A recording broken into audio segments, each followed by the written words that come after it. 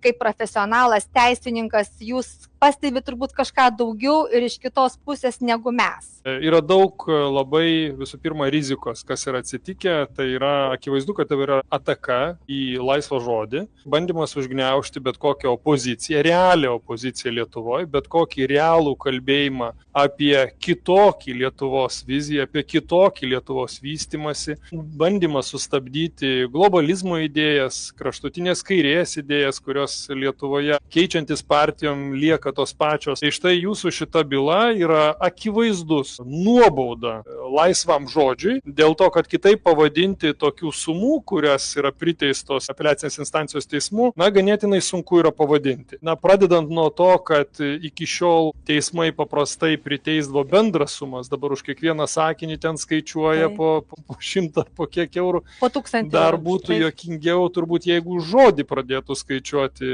eurus ar už raidės. Keista tokia nutartis ir, iškrinta iš bendros teismų praktikos vienareikšmiškai. Visame šitame kontekste yra Algio Greitai nutraukimas ikiteisminio tyrimo dėl jo teiginių, kad reikia atimti vaikus iš vienos iš tautinių mažumų Lietuvoje, dar ir prie vaikų ar ne prie vaikų, dar jis abejojo, sušaudyti. Vienu atveju nutraukiama byla ir šalia to paleidžiamas ieškinys prieš praktiškai visą nepriklausomą Lietuvos žiniasklaidą. Ir štai čia turime akivaizdžią ataką. Iš kitos pusės, jų tikslas, pagal ieškinį akivaizdžiai matosi, jų tikslas yra jūs tarpusavyje supjudyti, kitaip tariant. Dėl to, kad tai, kad yra priteista solidariai ir ieškovas gali kreiptis į bet kurį iš jūsų ir pasiimti visą absoliučiai sumą, tai jau logiškai yra noras įkalti pleištą tarp nepriklausomos žiniasklaidos ir įvesti jūs į konfliktą tarpusavę. Džiugu matyti,